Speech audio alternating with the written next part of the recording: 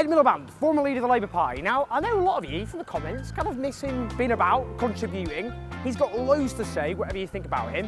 And I want to talk to him, not about raking over the past so much, but about what WTF, what is going on in Britain, in America, Trumpism, Brexit, what he thinks the future is, what does he think of the Labour leadership and what it should be doing. Loads of stuff to ask.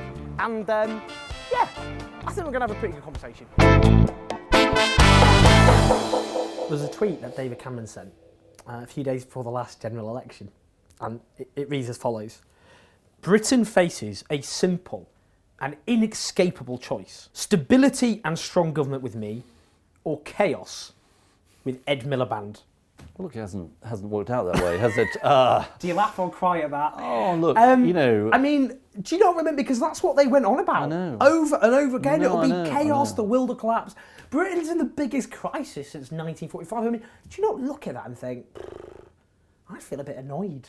Well, so do I, but what is to be done? I mean, look, he's no doubt that the referendum was driven by political calculation on his part. He obviously assumed he could win it, he would win it, and it obviously hasn't worked out that way. I've been aged by this year. Look at these 15 now. I noticed that, actually. Yeah, I thought so. I'm going to get a few grey hairs, even more than you, mate. Yeah, indeed.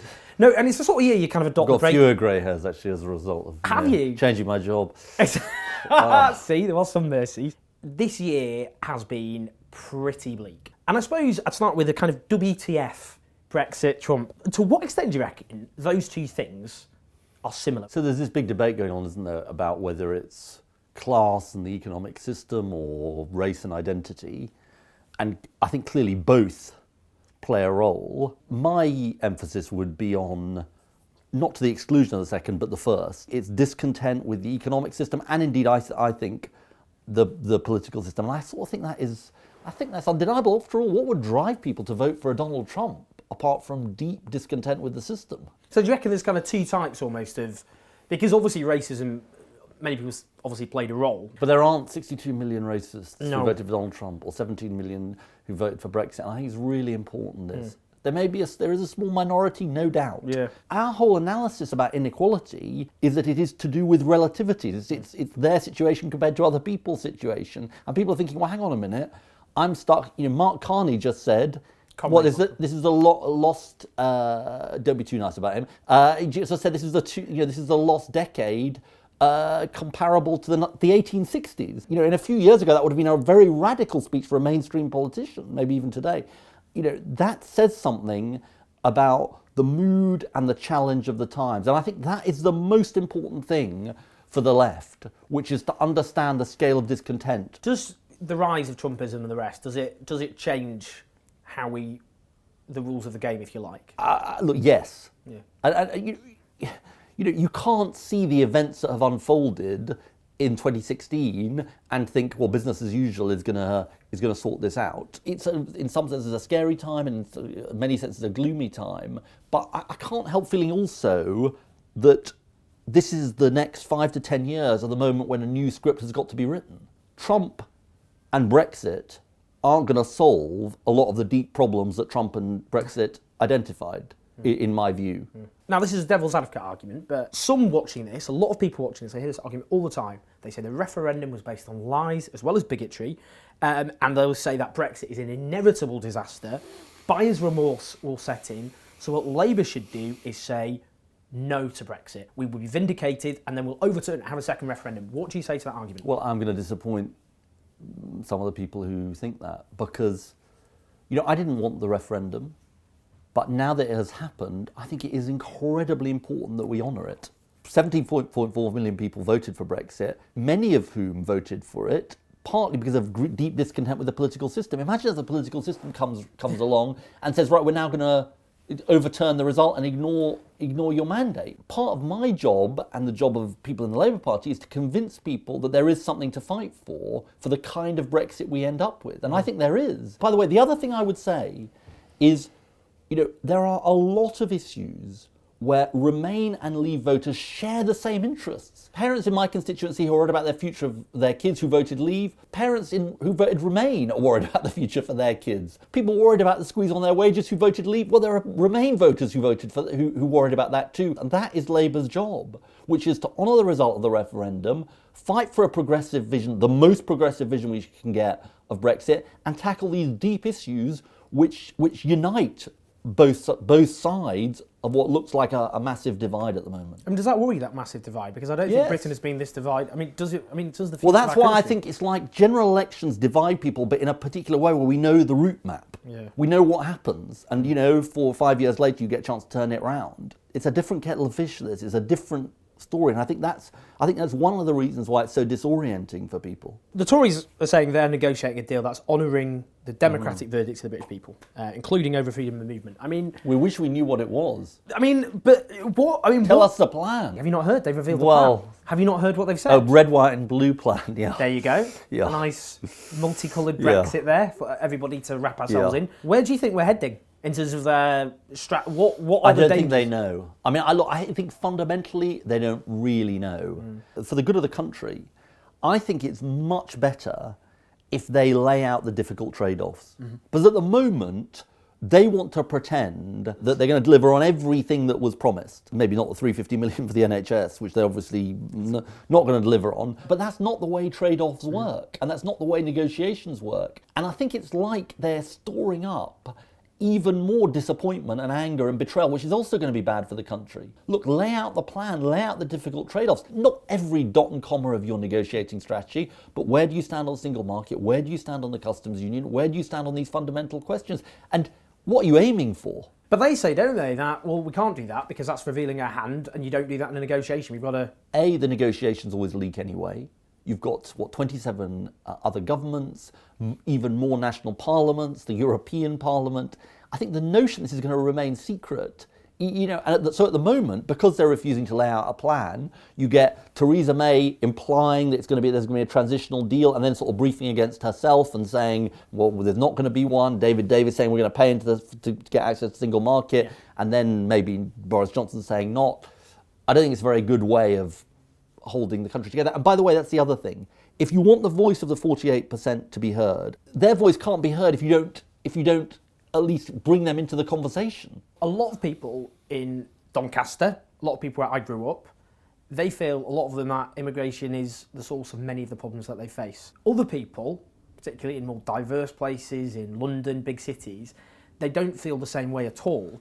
So what would you argue the left have to say now about immigration in a way that isn't capitulating what some would say to anti-immigration rhetoric that isn't based on fact? My starting point is that immigration brings economic, cultural, other benefits to our country. We've got to put the economy first, we've got to put jobs and living standards first, but I don't think we can argue for no change at all in relation to the negotiations. And is that tricky and hard to get the right combination of protecting our economy and getting some change on freedom of movement? Yes, but you can't separate it out from the negotiations about the economy, because the last thing we want to do is come up with an immigration system which satisfies people, but then an economically disastrous system which does in my constituents, because that is not going to serve anybody. The far right failed in Austria. One bit of good news for 2016. Definitely. Honestly, I'll tell you what I can, frankly. The fact we're celebrating the fact that only 46% of the European country voted for a far-right candidate to be head of state. I mean, it shows where we're at, but that's the reality. But nonetheless, do you think this tide, this hard-right populist tide, is going to sweep all before it? Because it does look like that at the moment. Look, it is obviously worrying. I didn't think Trump was going to win. I also didn't think Brexit was going to win. So don't rely on me don't rely on me for predictions. Or did you think Brexit and Trump were going to win? I thought Brexit was going to. We did a video which people can click on as evidence, and you were right. I did a somber video. It was very somber, and I said what I thought would happen as a consequence. Yeah, and they did happen. And you thought Trump would win too? No, and Trump, I was more of a kind of, I think, I thought Hillary Clinton was a 60% likely, 55% likely to win. So I think probably just, So it's tough being right, isn't it? It is difficult. It's tougher being wrong. It's so hard. No, I don't think it's inevitable. That's in a way got to be our sort of mandate. Don't mourn, organise, As an American trade union. For Americans, it's about, and indeed for the world, it's about standing up for the right values in the face of Donald Trump. This isn't about reproducing sort of false gods a la Trump. But it is about saying, how do we get equal to the scale of the challenges that people are identifying in their lives? And that's got to be the work that needs to be done. Make America great again. Yeah. Take back control. Yeah. I wandered around Nuneaton with Adam, who's filming this just over there. People repeated back, take back control, over and over again. People just said it spontaneously. They have very clever messaging, and collectively, we just don't have the simple messages that they have. Yeah, that's your job to come up with them. Oh, No. honestly, I knew you were going to turn that on me. No, look, you're right. We're not going to come up with a slogan in this interview. Come on, let's do it now. Let's brainstorm a slogan, Ed. But what does Take Back Control say? It said something about people's sense that, whether it's corporations or government, by the way, they were powerless against the massive forces that there were. And I think that's what it speaks to. Make America Great Again. Well, that spoke to people's sense that, the American dream had fractured and shattered for people. We've got to speak to that deep sense. It is about inequality, obviously, at root, but it sort of goes in a deeper and broader than that. You've been described as the most successful think tank in Britain. You should, honestly, it's an accolade, take it. In the sense that a lot of what you said, the Tories at the time were like, rah, rah, rah, he's going to nationalise your mother and... Venezuelan approach to housing. Bit of cheeky Soviet thing thrown in as well. Theresa May, she stood, do you remember, the day she became Prime Minister, this kind of, what people call a Milibandite speech. They said, Ed Miliband could have written this. Is she a Milibandite? Well, she did consult me on the speech, obviously, and I gave her I can imagine, help. Well, otherwise it's theft. But look, is she a Milibandite? No, why is she doing it then? Why is she doing this? Well, she's doing it because, to her credit, she recognises that the Brexit the referendum goes deeper than the immediate issues of immigration in Europe and so on, and is a deeper sense of frustration with the system. Is she going to answer the challenge? No. Just take this executive pay thing. Well, it's good that they've adopted some of our proposals on executive pay, but they're going to make inequality worse. They're still cutting the universal credit at the same time as offering big tax cuts for corporations. So it's a sort of pale imitation. And beneath the surface, they're not really tackling those issues, and that's part of our job, is to expose that truth. I mean, you can claim a lot of vindication on this. You can say a lot of what you said was proved right. And yet here I am. I'm not speaking to Prime Minister Ed Miliband. You noticed that. But if you were vindicating a lot of the analysis, so why don't you think you succeeded? Why didn't that analysis I think it's the complication. Look, I said on the day after the election, I take responsibility. More people wanted David Cameron to be Prime Minister. Scotland. And the impact in England, some of the hangover from 2008 and the financial crisis. There's a whole range of issues. Partly I feel we had good analysis and sometimes the solutions weren't strong enough, weren't bold enough. But look, part of the kind of task for me since the general election last year, and in a way for all of us after 2016, is not to look in the rearview mirror. It's to learn lessons, but you've also got to move on. And you've also got to recognise that the struggle goes on in a different form. Jeremy Corbyn, if you look at the polling that you had in the equivalent time of the last Parliament, you were ahead of the Conservatives but didn't win. And Labour's not even close to being ahead of the Conservatives. There's a big gap. Do you think that his project can succeed? We're in such an unpredictable time in politics that it's completely wrong to say what is going to happen. And he deserves the chance to succeed. He deserves the chance to he's won the leadership election not once but twice. That's why I'm supporting him. I think and I think actually the mood of the Parliamentary Labour Party has changed since the second leadership election. So there won't be more. You don't think there'll be another leadership coup? No, I mean, I don't think people will be asking me, but I don't think there will be. He's getting on with the job. Then he's got his chance to talk to the country, and he's got to be allowed to do that. And goodness knows, I know as leader how hard the job is, and I think he deserves the chance to do that. But he's got a chance, maybe. Absolutely. A lot of people watching this are pretty despondent and they kind of want a bit of hope. Now, to quote a famous philosopher, Taylor Swift, Ed, I shouldn't say Ed, are we out of the woods? Are we out of the woods? Are we out of the woods yet? Yes, sorry. What hope is You there? slightly screwed that up. I did, I know, I'm regretting it now. I'm regretting throwing in Taylor Swift. Genuinely though, what hope is there? Because the difference between do you know what the main difference between 2016 and 2017 is? Donald Trump is not president in 2016. He will be next year. His Twitter feed is colourful, and I know. he won't just have access to his smartphone, he'll have access to the nuclear codes.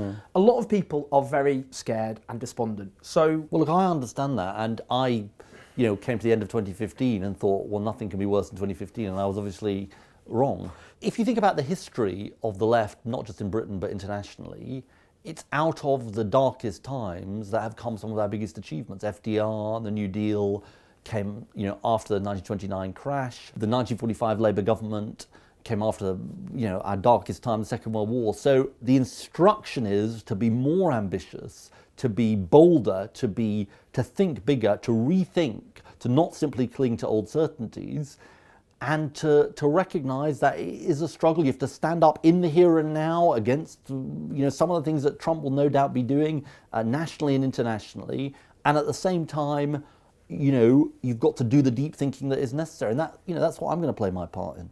I thought that was a really good chat. Covered quite a lot of ground, but critically, a lot of stuff for you to get stuck into nicely, if that's all right.